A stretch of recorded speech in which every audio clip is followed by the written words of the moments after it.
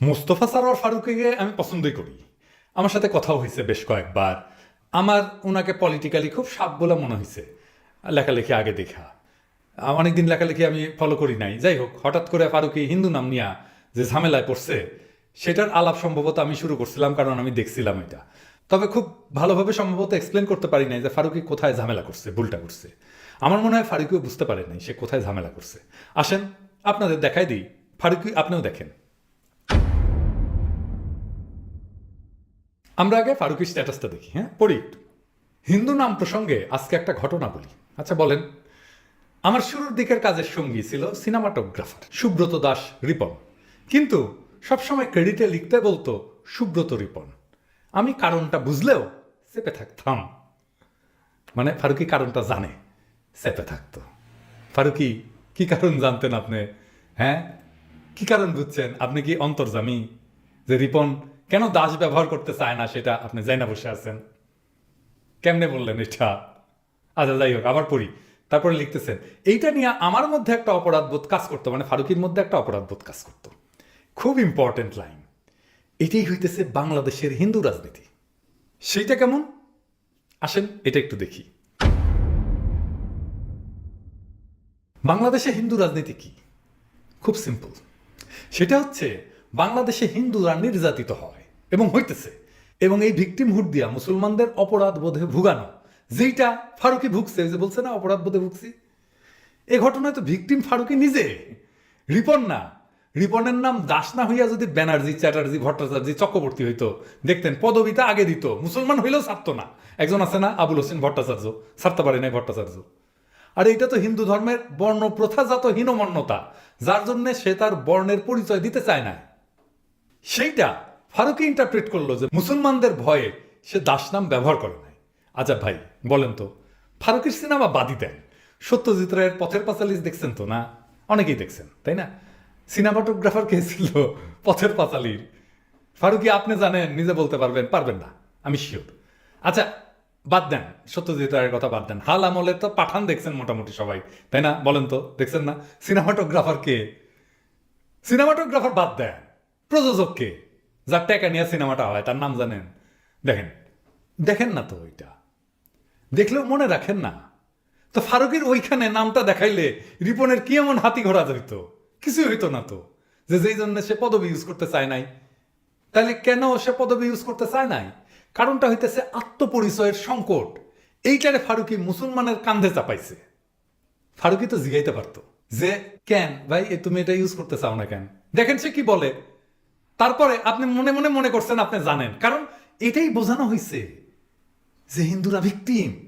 তোমাকে লজ্জা পাইতে হবে কারণ হিন্দুরা ভিকটিম, এটা দায় তোমার। এটা বেকুবি হইতে পারে, চালাকিও হইতে পারে, আবার দূষণও হইতে পারে। মানে আমি একটু বুঝাই বলি। ধরেন যেমন কালচারাল অঙ্গন বাংলাদেশে, এটা তো ইন্ডিয়ানদের আখড়া তাই না? সেখানে চলতে ফিরতে চিন্তা দূষিত হইতেই পারে, এটাই হয়তো হইতে হয়েছে ফারুকির। আবার বেকুবিও হইতে পারে, এর সম্ভাবনা আছে। যেমন ধরেন ফারুকির ওয়াইফ তিশা তো শেখ মুজিবের সিনেমায় অভিনয় করছে তাই না? ওই সিনেমায় অভিনয় যারা করছে ওদের সবার ক্যারিয়ার জয় বাংলা হয়ে যাবে। এই জন্য না যে ওই সিনেমায় অভিনয় করছে, ওই সিনেমা যখন শুরু হয়েছিল তখনই কোনো বুদ্ধিমান মানুষের বোঝা উচিত ছিল সিনেমা রিলিজ হওয়ার আগেই হাসিনা জয় বাংলা হয়ে যেতে পারে। তো তার উপরে হাসিনা তো ফ্যাসিস্ট তাই না? ফারুকি এটা তো বুঝেন নাকি? নাম বলেন, বাংলাদেশে থাকেন বলতে না পারেন, আপনি তো বুঝেন তাই না? এটা বুঝার জন্য তো আইনস্টাইন হওয়ার দরকার নাই তাই না? সেই ফ্যাসিস্টের প্রোপাগান্ডা সিনেমায় অভিনয় করতে হবে আপনার ওয়াইফকে? ও আচ্ছা, সাজু খাদেম আছে না প্রসঙ্গে মনে পড়ে গেল আর কি। ওরে নিয়ে একটা পরিকল্পনা আছে আমার। হ্যাঁ, সাজু খাদেম কইবে যে ওই যে জিয়ার চরিত্র অভিনয় করছিল না ওই যে, তো ওই সাজু খাদেম কইবে যে আমি তো অভিনেতা, টাকা দিলে চরিত্র বলবে সেটাই করবো। জি সেজন্যই তো আমার তোমার জন্য বিশেষ ব্যবস্থা। না সর থাপ্পড় মারবো না, আমি শান্তিবাদী লোক। আবার আমার সর খাইয়া যদি তোমার নেত্রীর মতো কান ঠসা হইয়া যায় সে সম্ভাবনা আছে, তাহলে তো মুশকিল তাই না? তোমারে দিয়া একটা মুজিবের ক্যারেক্টার করবো, স্ক্রিপ্ট লিখবো আমি। হ্যাঁ, টাকা টুকা দিব ভালোই। ওইটা দেখা আওয়ামী লীগেরা রাগে সিরবির সিরবির করবে। আমারও তো কিছু করতে পারবে না, আমি তো প্যারিসে থাকি, ক্ষমতায় থেকেই কিছু করতে পারলো না। আর ক্ষমতা ছাড়লে তো কি করবে জানেনি তো। আচ্ছা আর কইলাম না। তো সাজু কাদের আমার ভাগেরটাও দিয়ে দিবে আর কি। তো এখন সাজু কাদের তুমি তো টেকা নিয়ে করছো জিয়ার ক্যারেক্টার তাই না? তোমার তো কোনো দোষ নাই তাই না?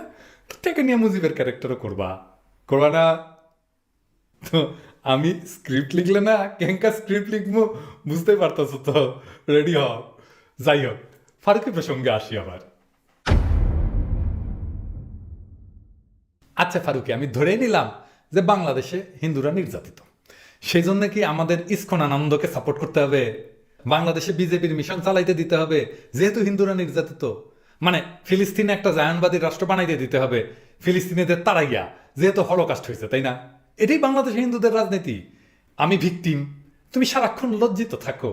তুমি যদি লজ্জিত হও তাহলে তোমার মুসলমানি চিহ্ন নিয়ে লজ্জিত হও, তোমার ধর্ম নিয়ে লজ্জিত হও। তখন ফারুকি বলবে, তো মহারাজ এই অনন্ত পাপ থেকে আমাদের মুক্তি নেই? তখন বলবে, হ্যাঁ মুক্তি আছে বৎস, তুমি অসাম্প্রদায়িক হয়ে যাও। সেটা আবার কি মহারাজ? ফারুকি জিজ্ঞাসা করবে। ওই যে মঙ্গল শোভাযাত্রা করো, নাস্তিক হয়ে যাও, সকাল সন্ধ্যা ইসলাম ধর্মকে গাইলাও, নামাজ রোজা করা যাবে না, হাসিনাকে মাম্মা বলতে হবে আর মোদিকে ড্যাডি বলতে হবে, কোরবানি দিতে পারবে না, ছি এটা করে কেউ? আহা, প্রচুর লজ্জা পেতে হবে, লজ্জায় লজ্জায় মরে যেতে হবে। এরপরে লজ্জা পেতে পেতে পেতে পেতে 47-এর আগে গিয়ে না, এই শোনো না, এই শোনো না, ওই যে আমাদের জমিদারি ছিল না, ওইটা দিয়ে দিও। হ্যাঁ, এই যে দেখো না তোমাদের কত কষ্ট, সেই সকালবেলা খাও, তারপরে সেই বিকেলবেলা খাও, তারপরে সেই রাত্রিবেলা খাও, আমাদের জমিদারিতে প্রজা হয়ে থাকো, আজ খাবে কাল খাবে, আজ খাবে কাল খাবে। ঠিক আছে না ফারুকি?